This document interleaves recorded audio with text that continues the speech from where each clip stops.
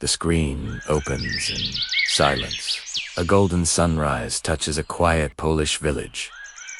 Fields of wheat sway in the wind. A young boy, Tomasz, runs barefoot through the grass, holding a wooden toy airplane. His laughter fades as a distant rumble rizzes engines. German tanks roll through the mist, iron monsters crushing the soil. Birds scatter. Tomasz freezes staring as planes appear like dark birds above him.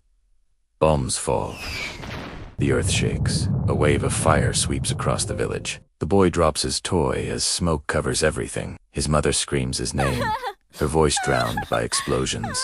The image dissolves into black smoke that becomes the clouds over London.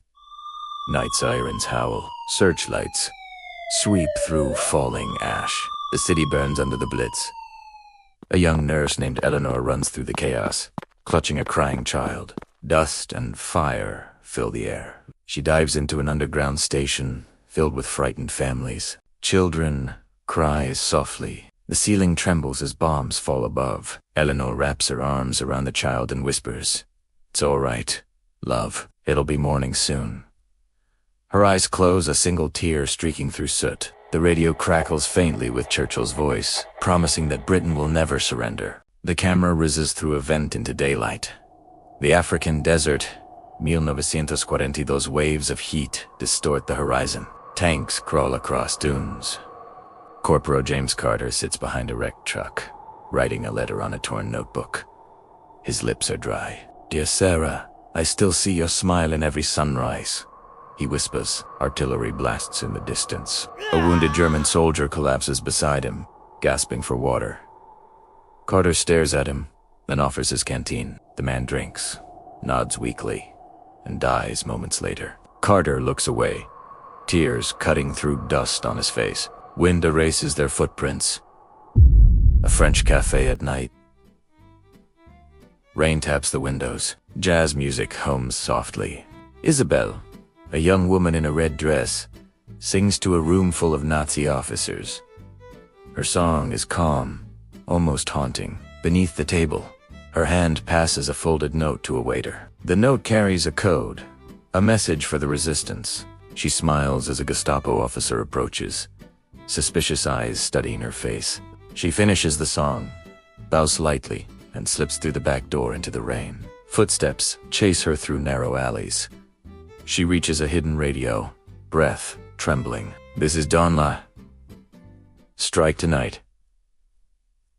The line clicks off. In the distance, an explosion lights the Paris skyline. She smiles faintly as rain and fire reflect in her eyes. Thunder over the sea. Dawn, Normandy.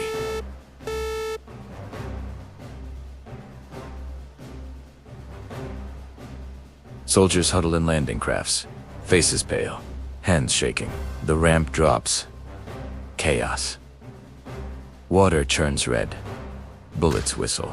Sergeant Miller drags a comrade behind a barrier, shouting through the deafening noise. The camera shakes violently, capturing fear, courage, and madness. He pushes forward, slipping in the sand, firing blindly. Around him, men fall like waves. A flare lights the sky, revealing the endless coastline filled with soldiers and smoke. For a brief second, he looks up. Seagulls fly through the chaos, as if nothing has changed. The sound fades into silence. Berlin, 1945. The war is her last breath. The city burns. Smoke covers the ruins. Civilians walk through rubble carrying white flags. A young German officer drops his weapon and looks at a picture of his family.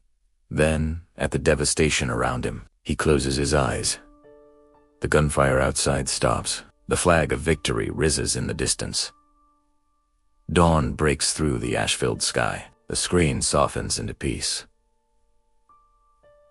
Green fields, once again. Years later, Eleanor walks through the same countryside with medical supplies in her arms.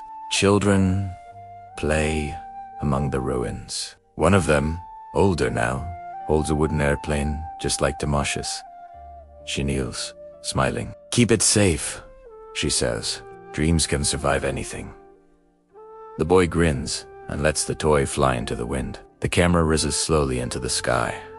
The sound of waves. The war fades into memory. The music swells, violins and soft piano. Words appear on the screen. For those who fought, those who fell, and those who never stopped believing in peace.